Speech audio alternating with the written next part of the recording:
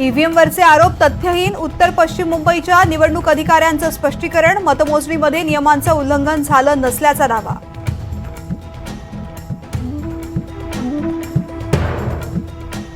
इतक्या जागा जिंकल्या तेव्हा ईव्हीएमवर संशय नव्हता का? ईव्हीएम प्रश्नी एकनाथ शिंदेंचा विरोधकांना सवाल, पराभव त्यांच्या जिव्हारी लागलाय. रवींद्र वायकरांचा विजय हा जनतेचा विजय, एकनाथ शिंदेंचा विरोधकांना टोला.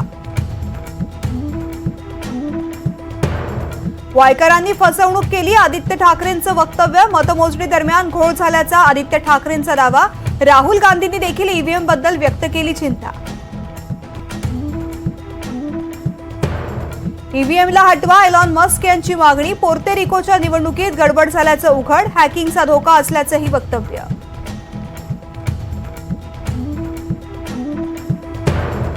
लोकसभा अध्यक्षपदासाठी चंद्रबाबूंना पाठिंबा देऊ, संजय राऊतांचं एनडीएला पाठिंबा देण्याचं वक्तव्य.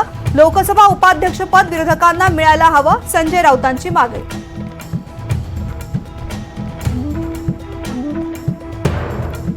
चारशे पार गेलो असतो तर हिंदू राष्ट्र झालो असतो, भिवंडीतील सभेत टी राजा यांचा दावा.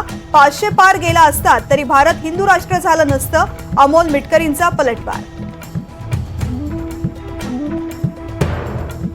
पंकजा मुंडेंच्या पराभवानंतर आत्महत्या करणाऱ्या तरुणाच्या कुटुंबियांची पंकजा मुंडेंनी घेतली भेट.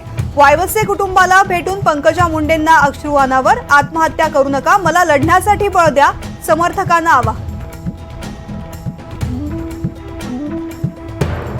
पुणे पोर्शे अपघात प्रकरणी बाल न्याय मंडळाच्या 2 सदस्यांच्या अहवालात त्रुटी, मंडळ अडचणीत, कारणे दाखवा नोटीस. 4 ते 5 दिवसात नोटीसीला उत्तर देण्याचे आदेश. काश्मीरमध्ये जगातल्या सर्वात उंच रेल्वे पुलावरून वाहतुकीच्या चाचण्या सुरू, येत्या काही दिवसात रेल्वे वाहतुकीचं उद्घाटन होण्याची शक्यता.